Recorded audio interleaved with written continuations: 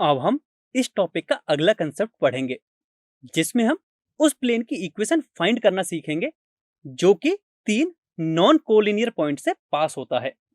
इसके लिए माना यह पॉइंट ए है जिसका पोजीशन वेक्टर है ए वेक्टर, एंड यह पॉइंट बी है जिसका पोजीशन वेक्टर है बी वेक्टर, एंड यह है पॉइंट सी जिसका पोजीशन वेक्टर है सी वेक्टर। अब हम देख सकते हैं कि ये तीनों पॉइंट्स नॉन कोलिनियर हैं क्योंकि ये पॉइंट्स एक ही लाइन पर प्रेजेंट नहीं हैं। अब हमें इन तीनों पॉइंट से पास होने वाले प्लेन की इक्वेशन फाइंड करनी है। इसके लिए हम सबसे पहले पॉइंट्स ए बी एंड सी को यूज करके प्लेन में कुछ वेक्टर्स ड्रॉ करते हैं। सबसे पहले हम वेक्टर ए बी की बात करें तो यह vector b minus vector a के इक्वल होगा। नेक्स्ट यदि हम वेक्टर ए सी की बात करें तो यह vector c minus vector a के इक्वल होगा। अब माना प्लेन के परपेंडिकुलर एक वेक्टर है जो कि है वेक्टर एन, जो कि प्लेन के लिए नॉर्मल वेक्टर है।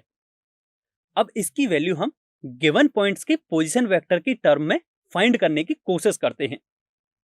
इसके लिए यदि हम vector A B and vector A C का क्रॉस प्रोडक्ट फाइंड करें तो इसकी डायरेक्शन वेक्टर एन की डायरेक्शन के इक्वल होगी।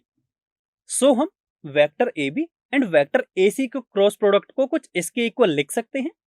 अब यहां से वेक्टर एन की वैल्यू फाइंड करें तो वह हमें 1/λ into vector A B and vector A C का क्रॉस प्रोडक्ट इसके इक्वल मिलेगी। अब माना इस प्लेन पर एक आर्बिटरी पॉइंट है P जिसका पोजीशन वेक्टर है वेक्टर R। अब यदि हम वेक्टर AP की बात करें तो इसे हम vector R minus vector A के इक्वल लिख सकते हैं।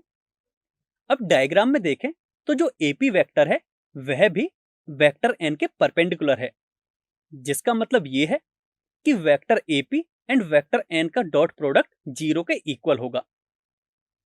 यहां से वेक्टर N की वैल्यू इस इक्वेशन में सब्स्टिट्यूट करने पर हमें यह इक्वेशन मिलेगी, जिसे सिंप्लीफाई करके हम कुछ इस तरह भी लिख सकते हैं। अब यहां से vector A b, vector A c and vector a p की वैल्यूज इस इक्वेशन में सब्स्टिट्यूट करने पर हमें यह इक्वेशन मिलेगी, जो कि गिवन 3 नॉन कोलिनियर पॉइंट से पास होने वाले प्लेन की वेक्टर फॉर्म में इक्वेशन है। अब यहां पर गिवन पॉइंट्स का नॉन कोलिनियर होना इतना जरूरी क्यों है? इसे समझने के लिए माना गिवन पॉइंट्स कोलिनियर हैं, मतलब ये तीनों पॉइंट्स एक ही लाइन पर हैं। अब इन तीनों पॉइंट से पास होने वाले प्लेन की बात करें तो यह प्लेन इन तीनों पॉइंट से पास होता है, एंड यह प्लेन भी इन तीनों पॉइंट से पास होता है। इसी प्रकार यह प्लेन भी इन तीनों पॉइंट से पास होता है, एंड ये प्लेन भी इन तीनों ही पॉइंट से पास होता है। इसी प्रकार और भी बहुत सारे प्लेन होंगे जो कि इन तीनों पॉइंट से पास होते हैं। तो हम यहां देख सकते हैं कि गिवन 3 पॉइंट्स के कोलिनियर होने पर हमें इन्फिनिटी प्लेन्स ऐसे मिल जाते हैं जो कि इन तीनों ही पॉइंट से पास होते हैं। That means unique plane exist नहीं करेगा, इसलिए पॉइंट्स का नॉन कोलिनियर होना जरूरी है। तो अब हम यहां से देख सकते हैं कि हमें 3 नॉन कोलिनियर पॉइंट से पास होने वाले प्लेन की इक्वेशन वेक्टर फॉर्म में मिल चुकी है। अब हम प्लेन की इक्वेशन कार्टेशियन फॉर्म में फाइंड करने की कोशिश करते हैं। इसके लिए माना पॉइंट ए के कोऑर्डिनेट से x1, y1, z1, point B के कोऑर्डिनेट से x2, y2, z2, पॉइंट सी के कोऑर्डिनेट से x3, y3, z3 and point P के कोऑर्डिनेट से x, y, z। तब हम वेक्टर AP को इसके इक्वल लिख सकते हैं। इसी प्रकार वेक्टर AB को इसके इक्वल लिख सकते हैं, एंड इसी तरह वेक्टर AC को इसके इक्वल लिख सकते हैं।